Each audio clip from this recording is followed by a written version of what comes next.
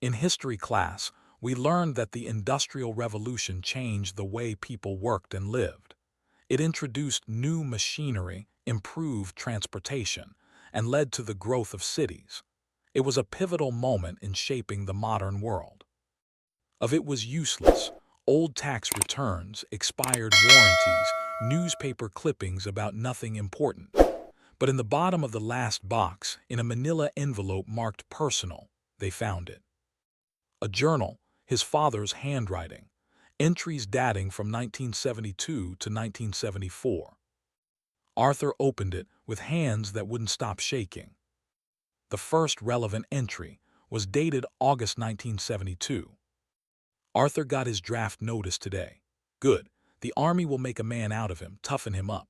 That Russo girl has made him soft, too emotional, too focused on feelings instead of practical matters. I've talked to her father. He agrees she's not right for our boy. Too working class. No refinement. If Arthur comes back from Vietnam, he'll need a proper wife. Someone who understands business. Someone who can help him build a real future. The Russo girl would just hold him back. October 1972. Letters from Vietnam. Arthur writes like he's in a romance novel. Pathetic. Called John Russo today. Made him an offer. $50,000 investment in his pharmacy if he makes sure Arthur's letters to the girl never reach her, and her letters to Arthur never reach him.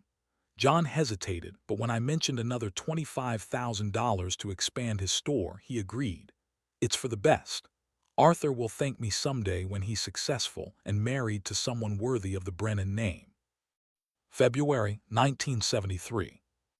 The letters keep coming, both ways. John sends them all to me. I burn Arthur's letters to her, return hers to him unopened.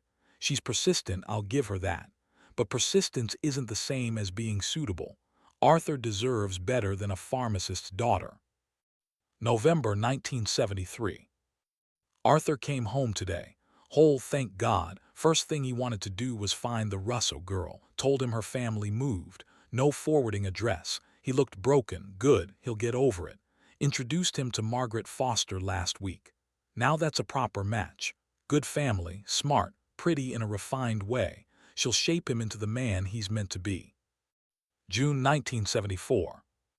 Arthur married Margaret today. Beautiful ceremony.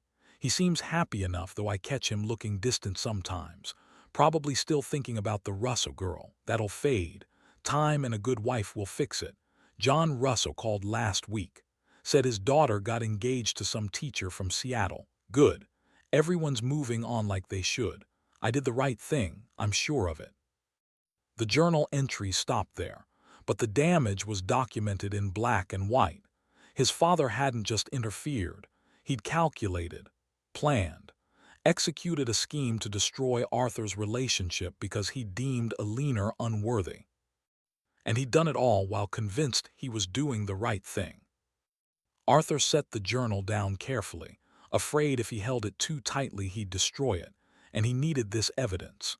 Needed proof that he hadn't been crazy or weak or wrong to love Alina, that what they'd had was real enough to threaten, real enough to require active sabotage to break. Dad, David said quietly, I'm sorry. Don't be, you didn't do this. I know, but he stopped, started again. Grandpa was wrong about everything. Alina would have been good for you. Maybe you and Mom still would have ended up together eventually, maybe not. But you deserved the choice, and so did Alina. Arthur picked up the phone and called Jennifer. I found something, he said when she answered. My father's journal, he admitted it, everything. The deal he made with your grandfather, the money, the manipulation, all of it. Silence on the other end. Then can I see it? Yes, I think you should. I think we both should know exactly what was done to us. They met the next day at Laurelhurst Park, the place where it had all started, the place where Arthur and Alina had sat on a bench 50 years ago and promised forever, before understanding that forever could be stolen by people who thought they knew better. Jennifer read the journal entry slowly, her face going pale. My grandfather sold my mother's happiness for $75,000. And mine did the same to me. They sat on the bench in silence, watching ducks swim in the pond. Everything and nothing changed from 5 decades ago. Finally, Jennifer spoke. Mom used to bring me here when I was little. I never knew why. She'd just sit on this bench and stare at the water. Sometimes she'd cry. Dad would get worried, but she'd always say she was fine, just remembering something beautiful that didn't get to last. Arthur's chest hurt. I'm sorry. For what? You didn't do this. For not fighting harder. For believing my father when he said she'd moved on. For marrying someone else without making absolutely sure. Stop, Jennifer said firmly. You were 23 years old. You just come back from a war. You believed the people you trusted. That's not a character flaw. That's being human. Then why does it feel like I failed her? Because love doesn't care about logic. Love just knows what it lost. They scattered Alina's ashes on a gray Tuesday morning, just the three of them, Arthur, David, and Jennifer, standing at the edge of the pond. Arthur said words he'd practiced and forgotten. In the end, he just opened the urn and let the wind take her. I'm sorry, he whispered. I'm sorry I didn't know. I'm sorry I didn't fight harder. I'm sorry for 50 years of believing I wasn't enough for you when the truth is you never stopped being everything to me. The ashes settled on the water and disappeared. Somewhere in the trees, a bird started singing. They returned to Arthur's house afterward, all of them hollowed out and too tired to pretend otherwise. David made coffee nobody drank. Jennifer sat at the kitchen table, looking at the boxes of letters like they might transform into something different if she stared long enough. What happens now? She asked. Arthur didn't have an answer. The cancer was still there. The 6 months was down to 5. Alina was still gone. His father's crimes were exposed, but the perpetrator was beyond punishment. All he had were letters and memories, and the weight of what might have been. That night, alone in his workshop, Arthur did something he'd been avoiding since Margaret died. He opened the box of her belongings that David had packed up, jewelry, photographs, the small notebook she'd kept by her bedside. He was looking for something. He didn't know what until he found it. A letter addressed to him in Margaret's handwriting. The envelope was marked "Open when you're ready." Arthur's hands shook as he broke the seal. "Dear Arthur," it began, and just seeing her handwriting again made his eyes burn. "If you're reading this, I'm gone, and you found what I knew you'd eventually find. The letters from Alina, the ones your father hid. The ones I discovered 15 years ago when I was cleaning out the attic and found that canvas bag tucked behind the insulation. I read them, Arthur. I'm not proud of that, but I did. I needed to understand who Alina Russell was, who you'd loved before me, who part of you never stopped loving, and what I learned broke my heart, not because you loved her, but because she loved you just as fiercely and you never knew. Because your father and her father conspired to destroy something beautiful for the sake of money and status and their own egos. I wanted to tell you. God, I wanted to tell you so many times, but I was afraid you'd leave. Afraid you'd spend the rest of our marriage resenting me for not being her. Afraid I'd lose you to a ghost, so I kept the letters hidden, kept the secret. And I'm sorry for that, but Arthur, I need you to understand something. You didn't settle for me, you chose me. Every day for 40 years, you chose me. Even with Alina living in the back of your mind, even with that question of what if never getting answered, you showed up. You loved me. You built a life with me. You were present. That matters. When you find Alina, and I believe you will somehow, someday, I want you to tell her the truth. Tell her about the letters. Tell her what your father did. Give her the closure she deserves. And then, Arthur, I need you to forgive yourself for not knowing, for not fighting harder, for choosing a life with me instead of waiting for her. None of it was your fault. You were lied to, manipulated, denied the truth. But despite all of that, you still built something good. Don't let finding out what was stolen take away from what you created. I loved you. I love you still wherever I am now, and I want you to be at peace. Alina deserves the truth. You deserve peace. And I deserve to be remembered as the woman who loved you wholly, knowing I never had all of you and choosing you anyway. That was my choice. I don't regret it. Don't regret me. With all my love now and always, Margaret. P.S. The letters are in the canvas bag behind the insulation in the attic above the garage. I put them there because I knew someday, when the time was right, you'd find them. I knew you'd need to know. I just hoped I'd be gone before it happened. I couldn't bear to see your face when you learned the truth." Arthur read the letter 3 times before the words penetrated. Margaret had known. For 15 years, she'd known about Alina, about the letters, about his father's betrayal. And she'd kept the secret because she'd been afraid of losing him. But she hadn't just kept the secret. She'd protected the evidence. She'd hidden the letters where he'd eventually find them. She'd orchestrated this discovery, this revelation, this moment of truth. Margaret had been the one to give him back Alina, even from beyond the grave.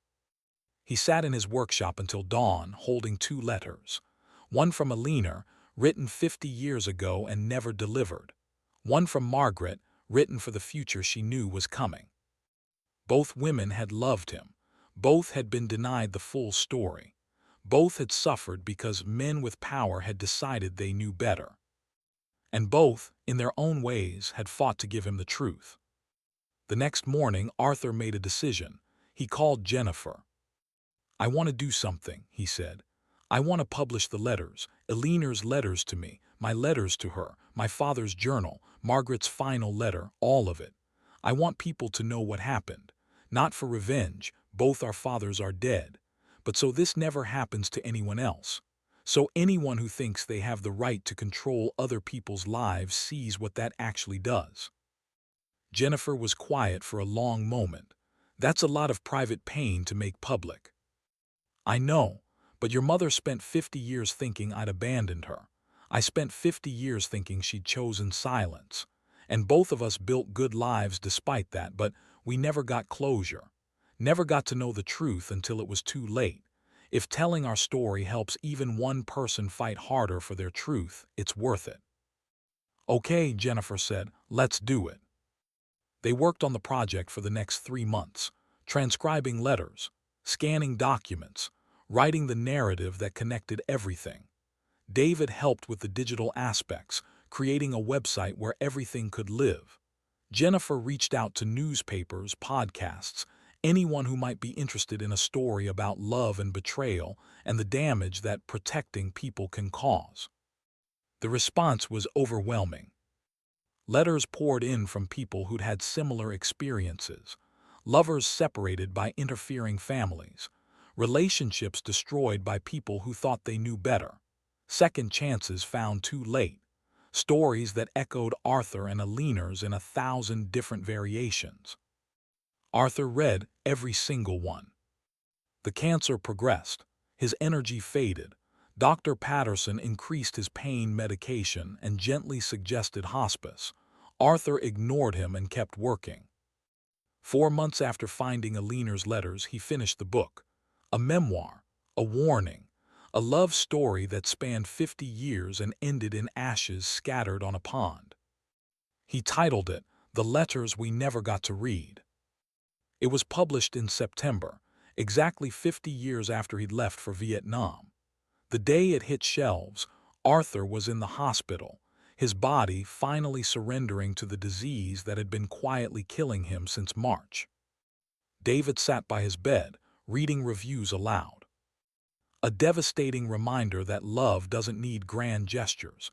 It needs truth, he read. Brennan's story is a warning to anyone who thinks they have the right to make choices for other people's hearts. Arthur smiled weakly. Your mother would have hated the attention. She would have been proud of you anyway. And Alina. I think Alina's just glad the truth finally came out, that she wasn't crazy for waiting, that you weren't wrong for never forgetting. Arthur's hand tightened around the ring he wore on a chain around his neck, Alina's ring, the promise that had never been fulfilled but also had never quite died. I wasted so much time, he whispered. No, you didn't. You loved 2 women as well as you knew how. You raised a son. You built houses that are still standing. You fought for truth even when it couldn't change anything. That's not waste. That's a life. A life built on lies. A life built despite lies, There's a difference.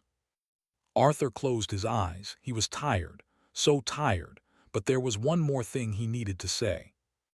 Tell Jennifer thank you for keeping her mother's promise, for helping tell the story, for forgiving me for not fighting harder. Dad, there's nothing to forgive. Tell her anyway. David promised. Arthur drifted off to sleep and woke to find Jennifer sitting beside his bed, holding his hand. Your son called me, she said. I came as soon as I could. You didn't have to. Yes, I did. You gave my mother peace. Let me do the same for you. Arthur looked at her, Eleanor's daughter, carrying Eleanor's eyes and her own strength, and felt something inside him settle. I loved her, he said. I never stopped loving her. I know, she knew too. Even when she couldn't remember your name, she knew someone loved her enough to wait 50 years. That's not nothing. It feels like nothing compared to what we could have had. Maybe, but Arthur, the life you actually lived mattered too. The woman you actually married deserved to be honored. The son you raised turned out pretty great. Don't discount all of that just because you lost something else. How can I not? Because that's what my mother would want, and I think it's what Margaret would want too. They both loved you. They both got versions of you, and they both, in the end, made their peace with that. Can't you? Arthur thought about Margaret's letter, about her choice to love him knowing part of him belonged to someone else, about Eleanor's lucid moments, remembering love without details, feeling without context. Both women had known the truth. Both had chosen love anyway. Maybe he could too. Okay, he whispered. Okay, I'll try. Jennifer stayed with him through the night. So did David. They told him stories about the people who'd written in about the book, about the couples who'd fought harder because of his story, about the families who'd learned to let go of control because they saw what it cost. Arthur listened and felt lighter with each story. His pain hadn't created something good. That would be too simple. But his pain, made public, had given other people permission to name their own. That had to count for something. He died just before dawn on October 12th, exactly 51 years after Eleanor wrote her last letter to him. David and Jennifer scattered his ashes in Laurelhurst Park, mixing them with the soil where Eleanor's had settled. Together again, in the place where they'd promised forever, finally getting the ending that their fathers had stolen, and their choices had transformed into something different but no less real.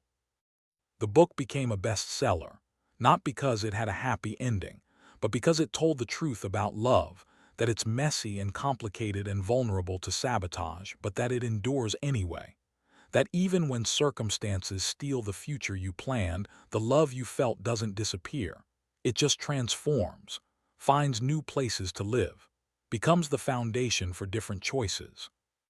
Jennifer and David stayed in touch, bonded by the strange shared history of their parents' love story.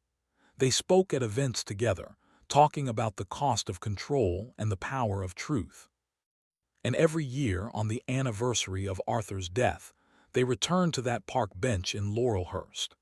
They sat in silence, watching the ducks, remembering two people who loved each other across 50 years of misunderstanding and still managed to find peace in the end. Love doesn't always get the ending it deserves, but it gets the ending it creates, through choice and circumstance and the stubborn refusal to completely let go.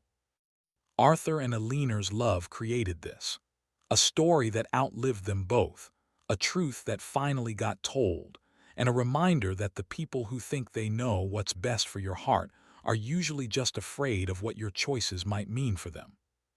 In the end, that was enough. It had to be. Because it was all there was.